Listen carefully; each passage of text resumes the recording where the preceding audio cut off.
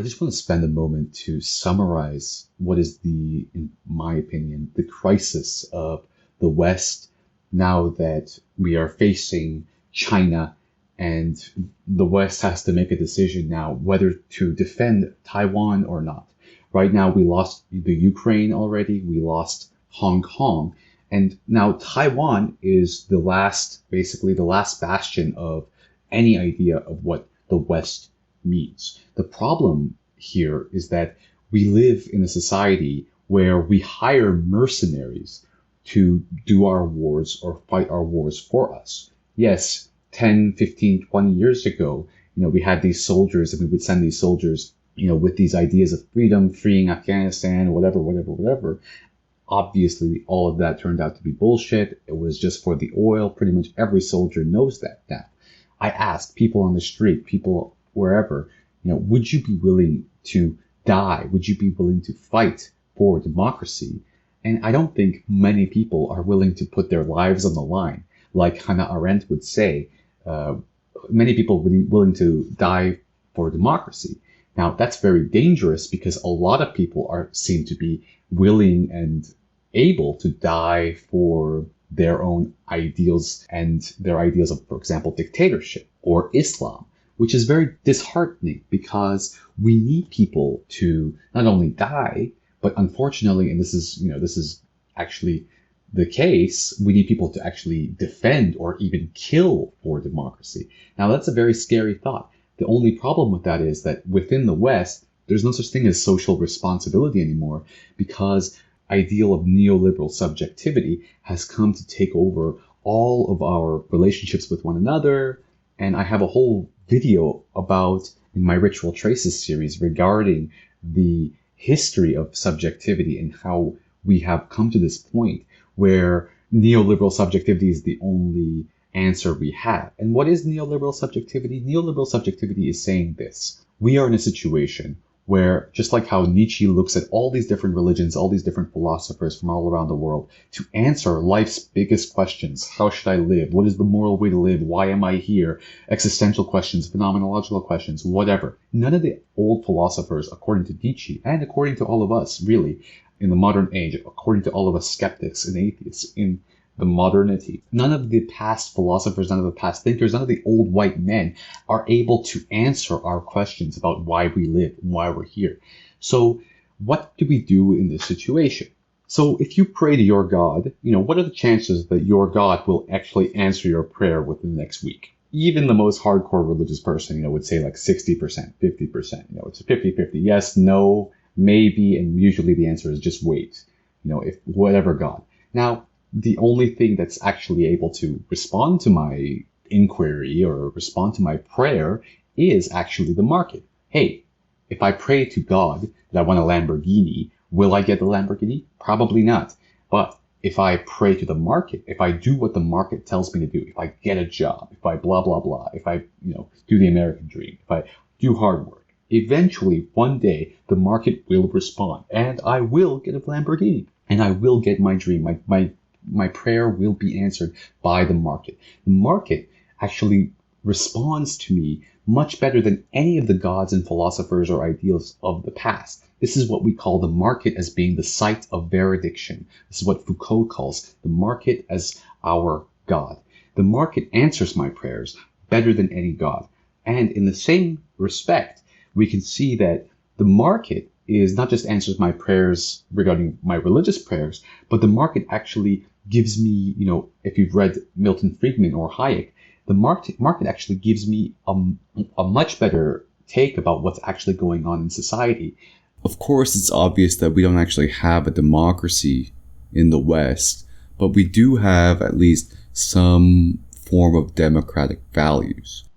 It can be said that right now with the whole GameStop and all this stuff, the market isn't actually tracing real prices, but rather, some sort of crazy inflation, crazy speculation, all this stuff. And that's actually kind of what's happening in the background. That's actually the hope of that Zizek gives, the hope of, the market is not being the be all and end all. However, it has nonetheless, it is how I come to create myself through this site of verediction, through the market is actually how I come to create my subjectivity, so that my relationships, my relationships with other people on the street, with strangers, are all mediated by this time is money, cost benefit analysis. Hey, I'm talking for 15 minutes with this homeless guy. Is this worth my time? Although that 15 minutes of conversation with that homeless guy might mean the world to him, for me, it might not be like economic. I have to get to work. I have to go do something. And so we can see how this cost benefit analysis is seeping into human relationships as well. And even within the most in-depth relationships, the deepest relationships we have with one another. And we can see the feminists say, with respect to relationships, they say that a relationship is not a site for therapy. A relationship is not a site for therapy. Well, what does that do? That makes us even the deepest connections we have with other people become a matter of cost-benefit analysis. So should I be sharing this with my girlfriend? This deep inner tangle, this deep inner anxiety, this vulnerability, should I be sharing it with my girlfriend? Or, because we live in a feminist world, I have to actually go and pay a therapist so that they can do that for me. Now, that's actually the job of the therapist. The benefit of the therapist is so that you can pay someone, and they would, in a psychoanalyst's perspective, they would say that the reason why we have this structure is so that the psychoanalyst doesn't actually get involved in your life, so you're paying her not to get involved in your life. That's actually what you're paying her for. Same with the emotional labor that you're paying a prostitute for. The prostitute, you're paying a prostitute not to get emotionally involved with you, but to give you the sexual satisfaction regardless, or the therapeutic satisfaction regardless. Now, this separation is very much like how we throw our garbage in the toilet. We throw our garbage in and we forget about it, or we put our crap in the toilet and we flush and then we forget about it. And all this shit goes somewhere. It still goes somewhere. It doesn't just disappear, right? Now that's interesting, because when we all start doing this, when we all start basically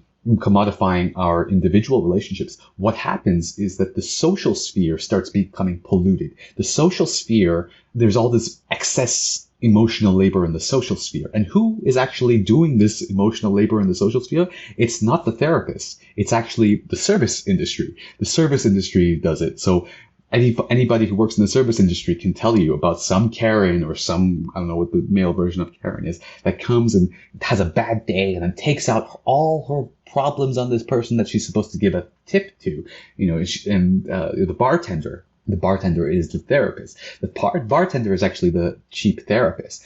In our society, it's not the therapists or the women that do the most amount of emotional labor. It's the service workers and the teachers, especially as well. Teachers get a secondhand emotional labor from all the students that have this excess emotional labor that's not being taken care of as well.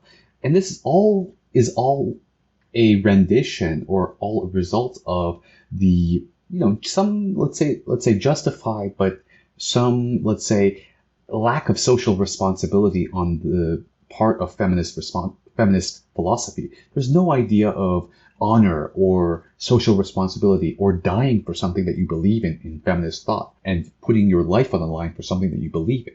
In fact, that is a male perspective that's been clinicalized.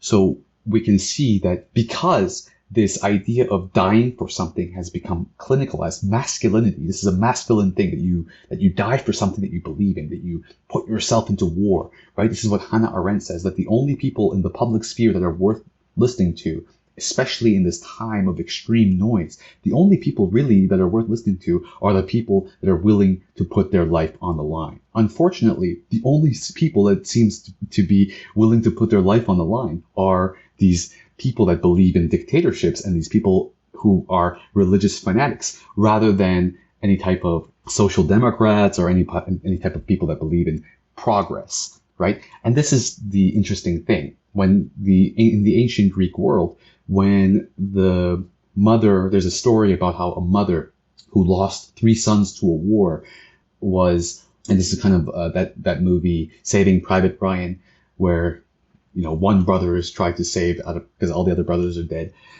The mother is asked, "Do you regret, sending your children to war?"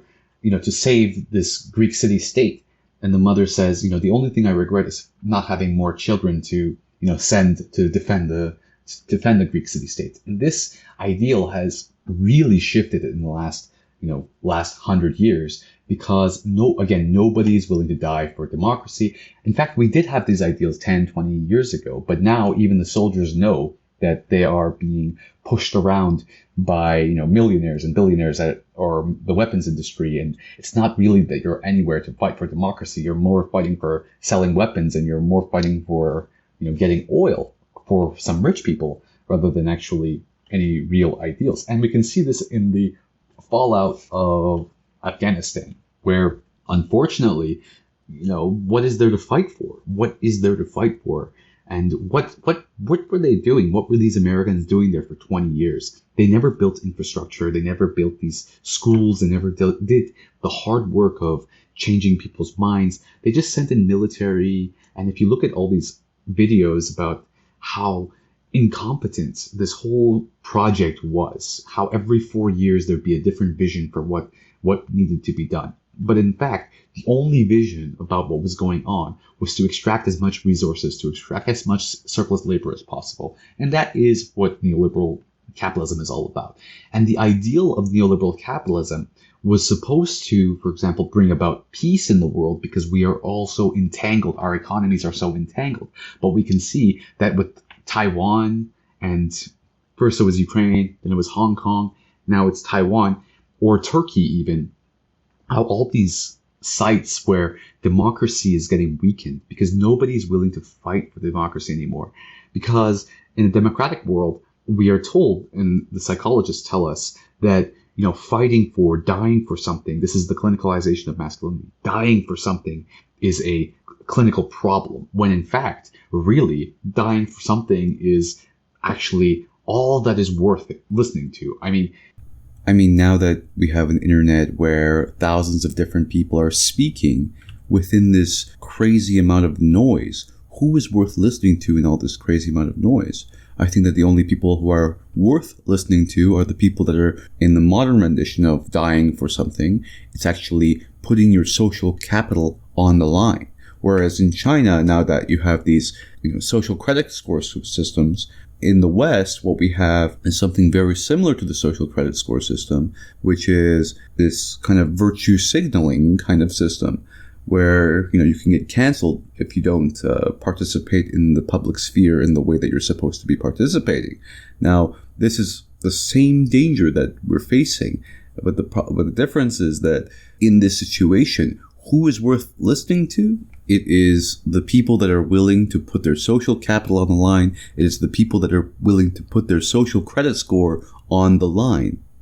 And the funny thing is, it's the socialists, the left-wing people, who defend corporations from being able to moderate their own platforms, whereas they don't realize that these private companies are doing the public speech work.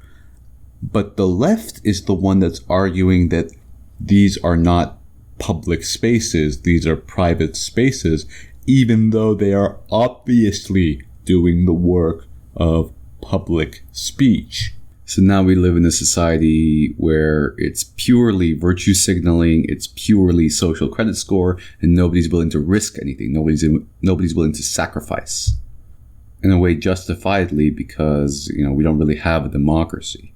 Being in a democracy, that's what being in a society is for, sacrificing your life for something greater than yourself. None of that exists anymore because we live in a completely individualistic society. Now, this is very dangerous because, and we can combine this ideal of nobody wants to die, or let's say nobody wants to kill, which is actually a more dangerous kind of perspective, which, I used to be very critical of this perspective, but now I see the value in it, because in comparison to what's happening on the other side, which is China, that has millions of people willing to die and kill for the, expansion of the Chinese empire, for the Belt and Road Initiative, for the takeover of Taiwan, for the takeover of Tibet, for the takeover of the Uzbek region. All of these different people are really invested in the Chinese vision. And the Chinese vision is not, they don't have a neoliberal subjectivity. In fact, they have an old school kind of dictatorship. And it's funny to see how in the West we've created all of these tankies, these people who think that if you're attacking China, you're probably brainwashed by this right-wing ideals of the conservative party, when in fact, I know what a dictatorship is. I am from a region that has a big dictatorship.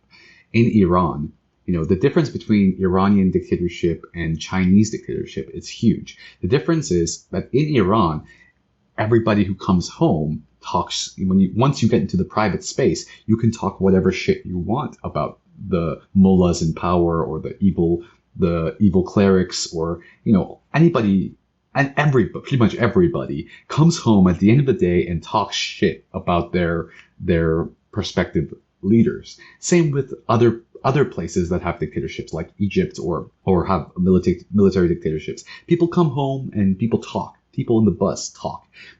Maybe people have to watch their backs in the public sphere. Maybe people have to watch their backs when they're out in public and when they're saying something, because there might be a mullah or a cop around listening. But at home, when you get to a safe environment, you can trust your family and friends. Now, the difference is that in China, you go home and you still continue to speak the rhetoric, because this kind of Black Mirror-esque thing is happening where your social credit score is attached to your phone, so that anything that you say can be used against you at any point. So even if you come home, even when you come to the private sphere, the personal has been political, right? And the same kind of thing is happening in the West, where we have this Black Mirror-esque neoliberalism, where your beliefs about society are having actual economic consequences. So it first started with the divesting from Israel kind of thing, and then you saw Israel started doing its own campaign to divest from terrorism. Not to mention the fact that Israel was actually doing the virtue signaling thing way back when they were saying that our society accepts gays and all these different differences and diversity, and it's their society that doesn't do that kind of stuff. Which we can find parallel kind of diversity for war arguments when it was regarding invading Muslim countries and freeing their women. So in Curb Your Enthusiasm, it was a joke. Do you want to go to the Palestinian chicken place or the Jewish place? The Jewish bakery. You have to make a decision where you want to spend your money, and that's going to be a big deal. Rather than in the past, the market was supposed to be seen as this place where everybody can, regardless of your political views, you can still participate in the economics. And the market was supposed to bring peace to the world because we are so entangled with one another. Countries wouldn't engage in war with one another if their economies are entangled with one another. So we can see that we are living in extremely dangerous times where we have two different versions of this Black Mirror social credit score thing happening in China and in the West. They are totally opposed to one another, but the bigger difference is that the social credit score in China is geared towards this public, or let's say this government good, and that government good is that people are willing to die for their beliefs, whereas in the West, nobody's willing to die for democracy, which is really dangerous. So we are hoping that our drones can take care of the Chinese army, but I don't think that's not how it's going to work.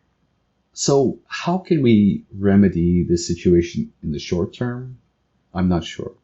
I do have an idea of how we can fix the situation for the long term, and that's basically building collective rituals. And that's what my whole Rituals Trace series is about, is to build these collective rituals, to build a sense of community, to build a sense of togetherness, to combat to this kind of emotional labor calculation that has impeded all of our ability to have human connections with one another. Because today we live in a society where I'm always calculating, not because I want to, but because I'm socialized to, where I'm always calculating my time and energy, whether my time and energy is being used in a proper manner. So I'm talking to a homeless guy on the street for 15 minutes. It might mean the world to that homeless guy, which actually, I've had homeless guys actually tell me, thank you, for taking the time to acknowledge my existence for, this 15-minute conversation. It means the world to me. And that's happened to me multiple times, right? Because I'm not somebody that actually commodifies emotional labor in my actual existence. I don't moralize the commodification of emotional labor. But we can see that with the moralization of commodification of emotional labor, which is something that Milton Friedman and Hayek and Ayn Rand actually even failed to do, but the feminist leftists actually succeeded in doing by citing Engels all the time.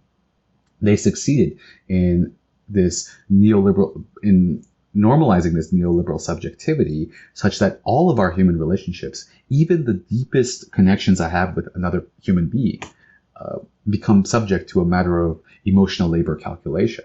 So that now, if I have something deeply troubling that I want to share with my significant other, I have to, first of all, I have to ask them, are you in a good mood? Can you handle this or whatever? I have to be but at the end of the day, most people just make the decision, it's not even worth it to, make the risk or to start opening this Pandora's box with your girlfriend or with your significant other, because it's going to be a minefield.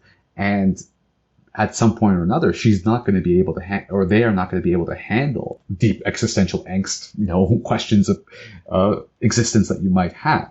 So now even the deepest connections that we have with other people are a result of this marketized site of their addiction, where the question is, should I be listening to this guy's problems? Oh, well, he's buying my dinner, or he brings home the bacon, so yeah, it's more likely that I will.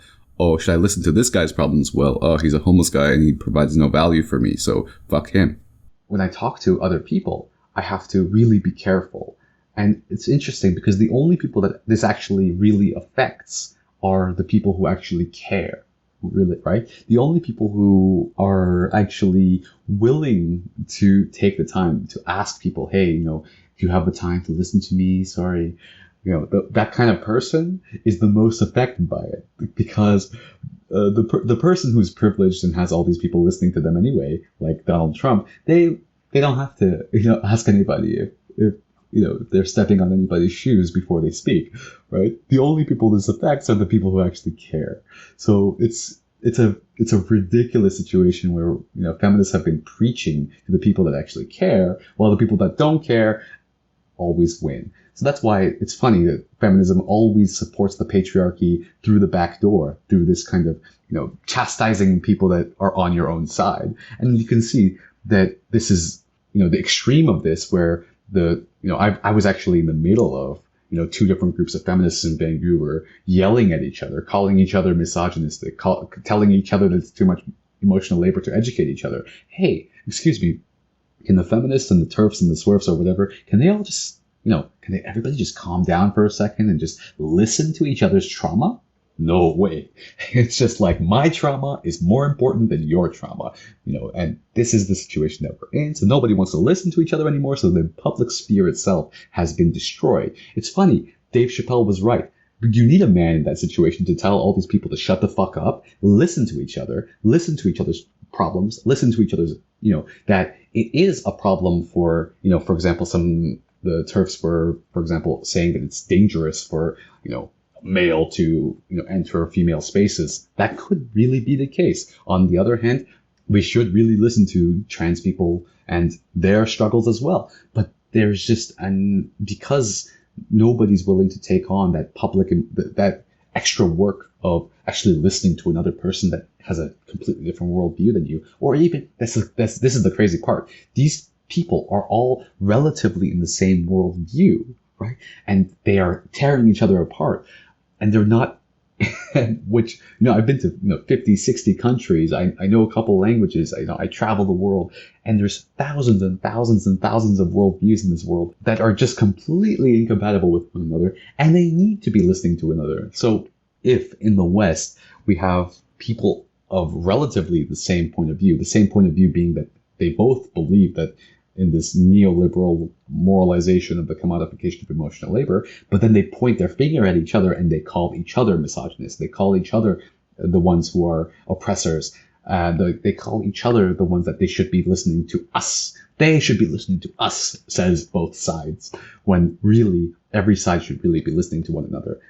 When Occupy was first around, it was a very optimistic moment. First, it was getting derailed by police, and now the police have realized, I guess, that they don't really actually have to do anything because the Occupy movement self-implodes with all of this Engels-inspired neoliberal subjectivity that is permeating into what is supposed to be a leftist or social space. Now there is no social space. Now there is no community, and now the only type of relationship that we can have with another, even with your deepest connections with another human being, is this cost-benefit analysis. Can this person handle what I have to say? So this is what's happening in the West. And China has learned, right? China has learned from 100 years of colonialism. They know exactly what's going on. And the Chinese will now show the West what real colonialism is, or they're about to show it. They were about to show it. We'll see what happens in the coming years. But Chinese cannot be stopped in a way. If I don't know what's going on with the financial wars that are happening underneath. Some people are saying that, for example, this is a game of chicken between the West's housing crisis versus the Chinese housing crisis. Who will first crack? And it seems like whoever cracks first is going to be the one who gets blamed for it. And once they get blamed for it, their economy is going to be tanked. It is possible that that's what the Americans are doing, right? The high echelon American neoliberals. That's what they're doing. They are playing this game of chicken, and that's how they plan on fighting their war. But if it goes into anything like a kinetic war, a physical war, that's going to be a real game changer because, we have these nuclear power, we have advanced drones, and we have millions of people that are willing to die. And that's all going to be tested in this new age. Of course, it's obvious that there's no such thing as actual democracy in the West, but it is more democratic, right? There are means to creating democratic processes in the West. There are laws that allow constitutional rights, and we have all of these things, right? In China, there was this until a couple of years ago when Xi single-handedly decided to change the constitution. If Xi Jinping did not do that, I would be a full-on tanky. The problem is now how even the West has created all of these, people that don't have no idea what real dictatorship is, and they think that criticizing China is a form of racism, and they equate anybody critiquing the CCP with racism. Is actually an intelligent move by the Chinese. I'm sure that the Chinese KGB are flooding our internet, our Reddit with their perspective, just like the feminists are. Just like the feminists have taken over Reddit and they're not allowing for male speech. And it's really unfortunate that we live in this time where masculinity is clinicalized, because masculinity is what we need to, defend the public sphere, because everything is privatized now. There's nobody that's willing on the feminist. There's no idea of defending the public sphere in the feminism. This is why Hannah Arendt was not a feminist, and she didn't recognize herself as a feminist, because Hannah Arendt, again, argues that in this world of noise, who do we listen to? Who do we listen to in this world of noise? We must be listening to whoever is willing to put their life on the line.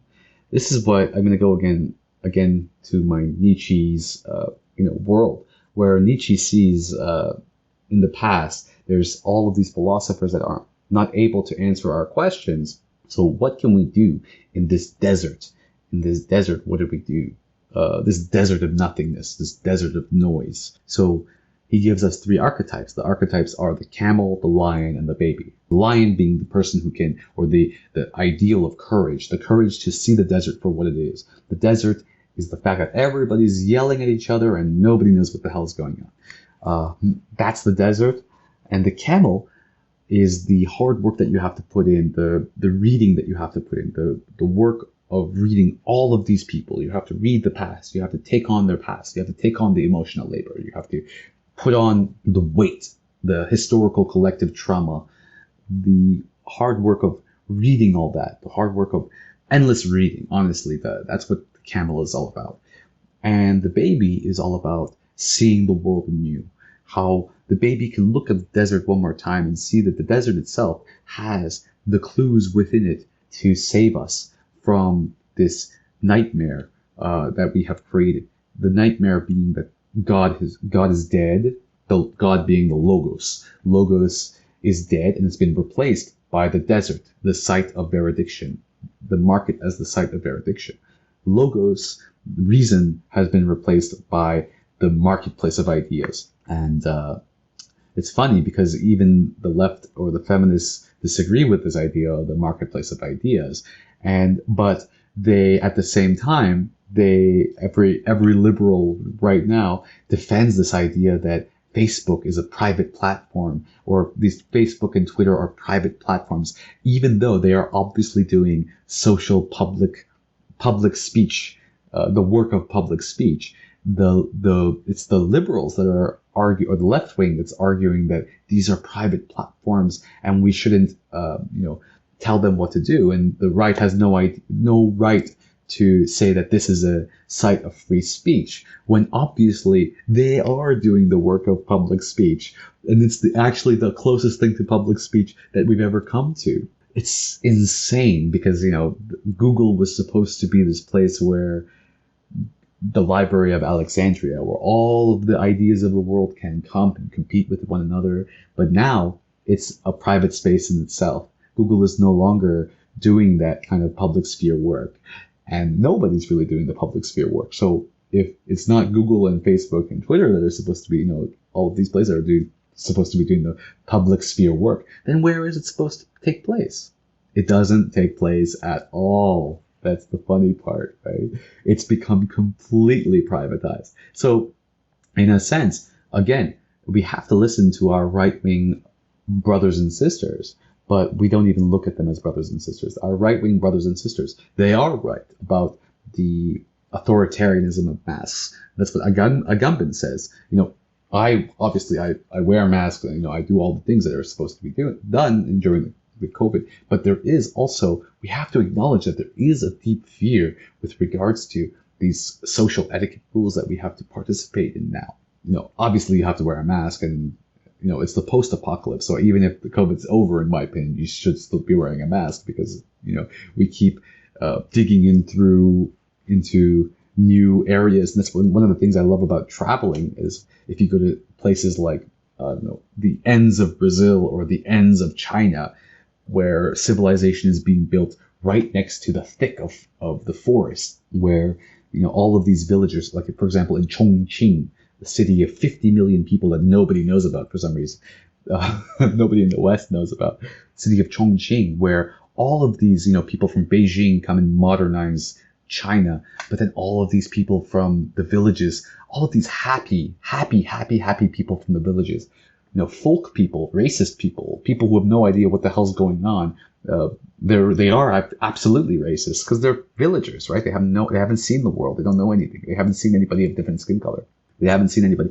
I was in the urinal, and I tell this. I'm in the urinal, and people come and just try to check out my penis size. And they're like, "Oh, he's a Westerner. How big is his penis?" Like, no shame. Everybody's just looking at my dong.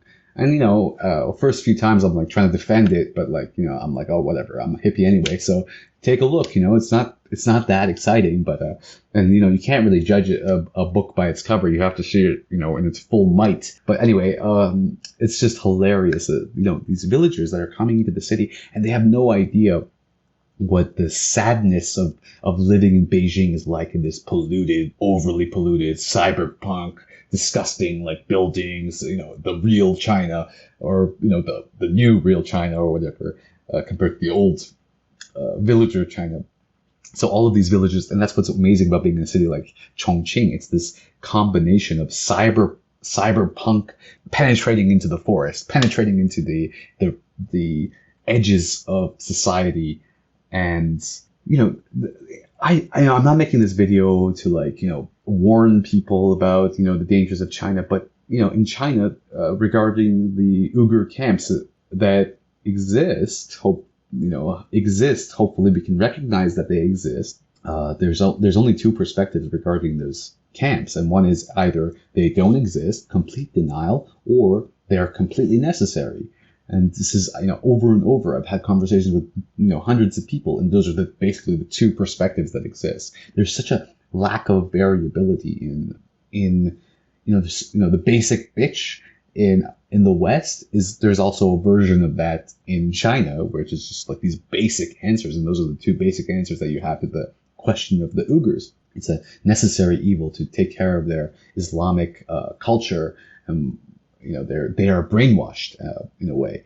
And it's this failure to recognize this ontotheological basis for recognizing society. So in the West, a very similar thing is happening where people think that atheism is a site of no ideology. Atheism is not a religion, when in fact atheism is its own ontotheological perspective about the world. And atheism does, in fact, impose its perspective onto other people as well, just as much as anything else. In fact, it's hilarious to even talk about, atheism, when the whole legal system is based on the idea that there is some sort of, judicial God, and which is, that's what the crown is in the West, or in common law. The crown, it's a remnant of this Judeo-Christian perspective about how the law should work. So there's no such thing as like this secularism. There's, and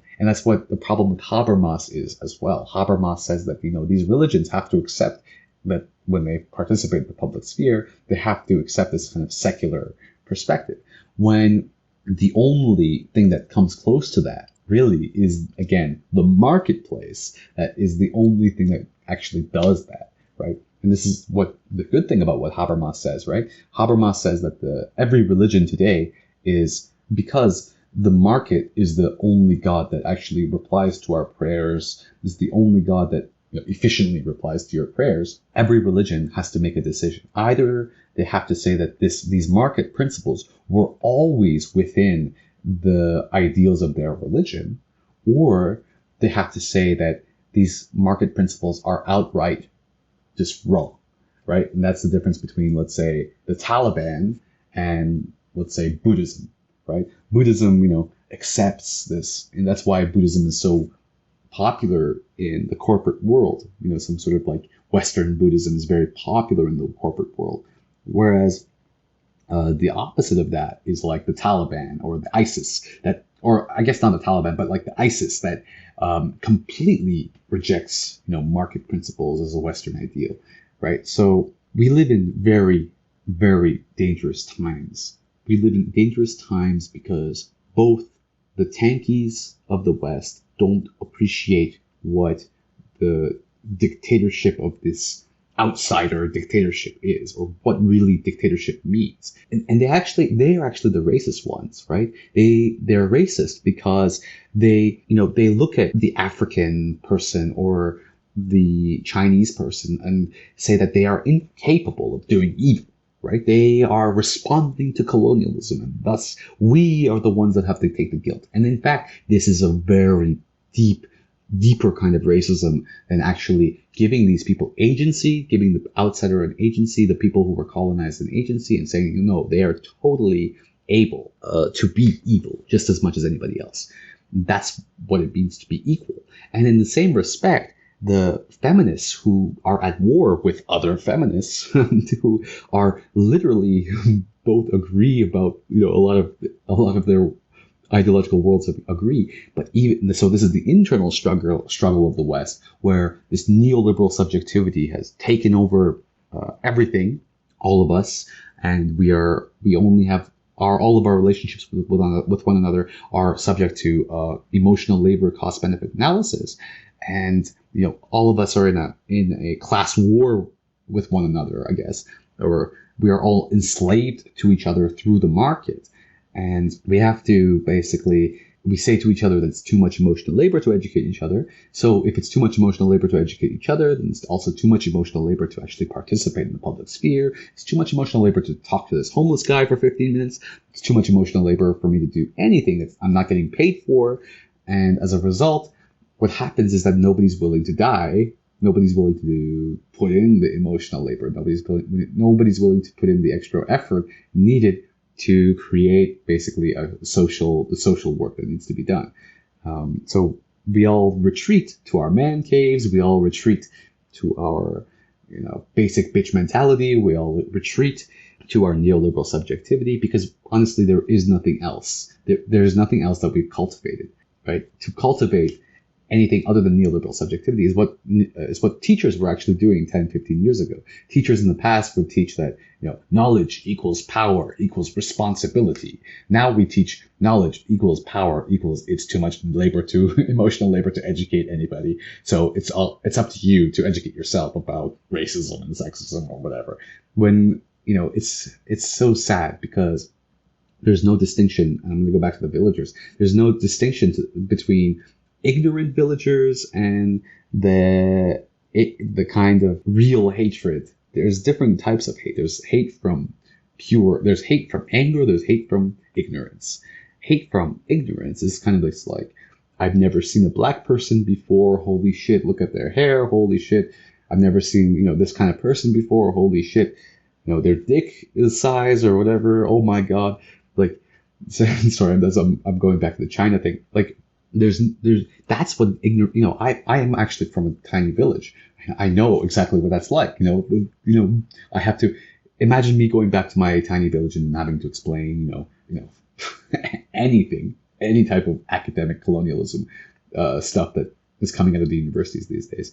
In fact, that's what my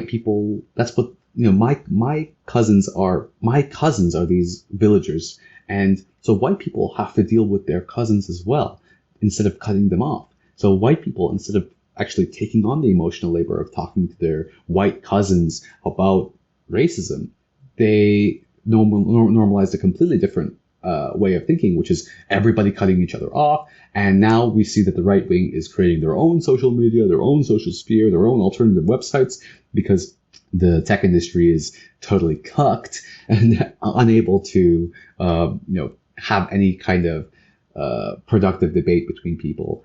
And, it's interesting because I think that in the past, Reddit, sites like Reddit, when they did have these downvoting brigades where like two different groups, the libertarians and the anarchists or whatever, would get into these brigades and they would downvote each other, that was actually a much healthier way of engaging with each other, even despite how terrible of a war that was. That kind of warfare was much healthier than what we have now, where people just try to brainwash their inner group. And they say, for example, well, feminism is about equality. If you don't agree with blah, blah, blah, blah, blah, blah. I mean, this kind of preconceived answers to whatever the question even may be, without any authentic engagement. On all sides, it's just pure propaganda. And now all they do is they platform the strawman version of each other on each other's websites, and nobody's actually engaging in an Iron Man. Nobody's actually engaging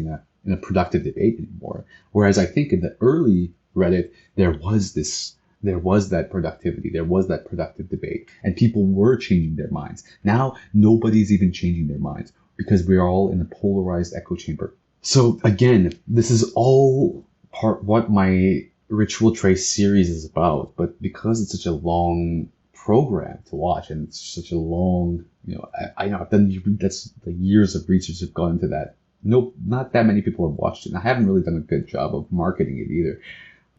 So hopefully one day people can understand that Hegelian way of looking at things, where thesis, antithesis, synthesis is the best way of going forward, because this Hegel says that conflict is not first of all, there's two books, right? There's one is Conflict is Not Abuse, an amazing book that I highly recommend for all feminists to read. Conflict is Not Abuse. And the other one is Rituals of Reconciliation, another amazing book.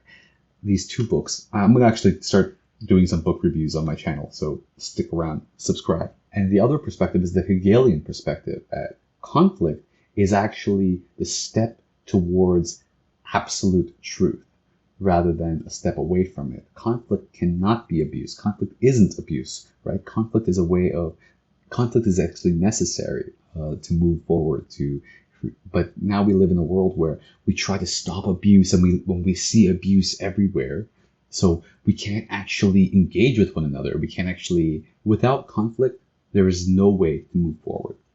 Democracy is always about bringing in the minority perspective to also have a voice in the system. But as long as democracy is this exclusive democracy, like the American system, where it's like either Democrat or whatever, this kind of exclusive democracy where it actually squashes voices and homogenizes voices, we can't actually move forward. The solution here, again, is a ritualistic collectivity, to create these ritualistic collectivity. Things like Christmas and Halloween and all these stupid holidays are actually incredibly important. It brings us all together. Or even sporting events. And to really respect the emotional labor of all sides, including male emotional labor. The male emotional labor of, for example, Mark Antony's Speech on the Cross, or Shakespeare, or Hitchcock, any type of art that you listen to. It's all about male emotional labor. Instead, we get this platforming of the straw man saying that, males, they have a terrible way of expressing their emotions, when in fact, Cristiano Ronaldo cries on the pitch. I've been, crying about this, and I have another video about sports. I'm just gonna post soon. Cristiano Ronaldo has cried on the pitch, and nobody calls him less manly, other than these like American football players or whatever, or maybe I don't even know. I actually don't even know. Some they call soccer players sissies or whatever, but there's plenty of sports where the man cries. Have you ever seen a male cry? Right, a man crying is jarring when you see a man cry outside of a context where he's supposed to cry, like a sports game losing or a funeral. A man crying is jarring, right? And that feminists just can't acknowledge that it would be jarring to see a male cry. And that's why masculinity is not suppressed from inside. Masculinity is suppressed from outside, from the expectations of feminine, from the expectations of women, right? It's not males that have created their own grave. So as a result, we don't really appreciate male emotional labor, which is required to defend the public sphere, which is required to defend democracy, which is required for us to, be willing to kill and die when there is an outsider, when there is an anti-democratic force from the outside that's coming in. So we have these two threats to democracy from the inside and the outside. One coming from this virtue signaling, Black Mirror-esque, you have to always say the right thing in the public sphere, from the feminist side, from the leftists that are within us. And the other danger is from the outside, which is this social point system where it's completely anti-democratic, and in both systems, they don't recognize, in China, there's only 52 ethnicities that are allowed to have a voice. And, if you're the 53rd ethnicity, you're not allowed to have a voice. These minorities, these true minorities, the voice of the subaltern from both the Western virtue signaling and Eastern, let's say, social point system, They both repress. So how can we build a society where people are willing to expend their emotional labor for the collective good? How can we build a society where we can, have people fight and defend for democracy? Well, we need those long-term collective rituals, which are unfortunately have been replaced with really individualistic neoliberal subjectivity. And I really hope you take the time to look at my videos regarding my Ritual Trace series, especially the video about the history of subjectivity in the West. Thank you for taking the time to listen. I hope this was a productive session for you, and all the best. Till next time.